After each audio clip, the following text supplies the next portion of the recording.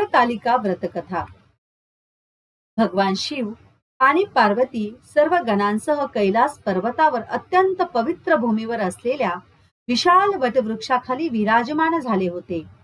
यावेळी माता पार्वतीने आपले दोन्ही हात जोडून भगवान शिवाला विचारले, हे महेश्वर, हे माझे मोठे भाग्य आहे की मला तुमच्यासारखा पती मिळाला आहे।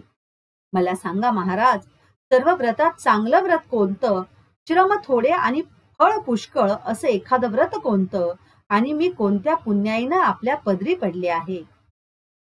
देवी पार्वतीची अशी प्रार्थना ऐकून भगवान शंकर म्हणाले, तू खूप चांगले पुण्य प्राप्त केलेस, ज्यातून मी तुला प्राप्त झालो। ते व्रत भाद्रपद महिन्याच्या शुक्ल पक्षाची तीज म्हणून प्रसिद्ध आहे। हे व्रत जसा नक्षत्रात चंद्र श्रेष्ठ, ग्रहात सूर्य श्रेष्ठ, नद्यात गंगा श्रेष्ठ, त्याप्रमाणे हरितालिका हे व्रत सर्वात श्रेष्ठ आहे, ते मी तुला सांगतो। तू पूर्वजन्मी हिमालय पर्वतावर हरितालिका हे व्रत केलंस आणि त्याच पुण्यानं तू मला प्राप्त झालीस।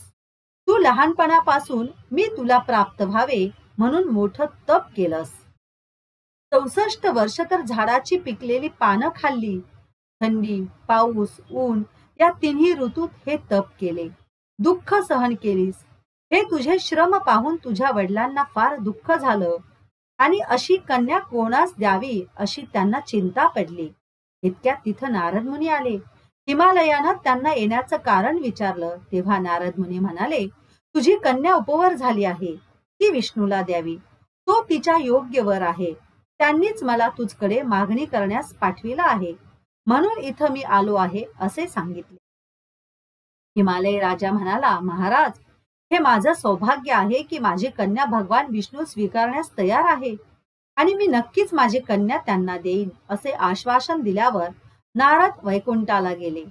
हे ऐकून तुला खूप वाईट वाटले आणि तू तुझ्या मैत्रिणीकडे गेलीस आणि तुझा शोक पाहून ती म्हणाली, देवी, मी तुला अशा गुहेत तपश्चर्येसाठी घेऊन जाईन जिथे महाराज हिमालयालाही सापडणार नाहीस। असे बोलून उमा तिच्या मैत्रिणीसह हिमालयाच्या खोल गुहेत अंतर्धान पावली। महाराज हिमालय घाबरले आणि पार्वतीला शोधत ते विलाप करू लागले, तू तुझ्या मैत्रिणीसोबत त्या गुहेत अन्न पाण्याशिवाय माझे व्रत सुरू केलेस, नदीच्या वाळूने शिवलिंग बनवले आणि विविध फुलांनी त्याची पूजा केली। तो दिवस भाद्रपद महिन्यातील शुक्ल पक्षातील तृतीया तिथी हस्त नक्षत्र होता।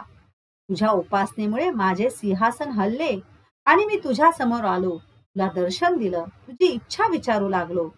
हे ऐकून तुम्हाला सर्व हकीकत सांगितली, तुम्ही माझे पती व्हावं याशिवाय दुसरी इच्छा नाही असेही सांगितले।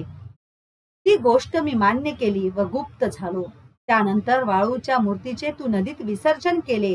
तिथे नदीच्या काठावर तुमचे नगरवासी महाराज हिमालयासोबत होते। ते तुला भेटले आणि रडायला लागले।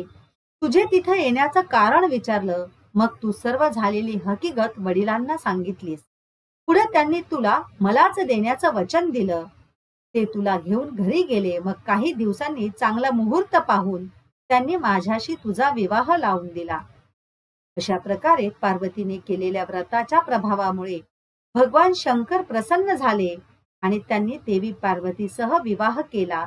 ही 60 उत्तराची कहाणी 5 उत्तरी देवा ब्राह्मणांचे द्वारी गायीचे गोठी पिंपळाच्या पारी सुफळ संपूर्ण।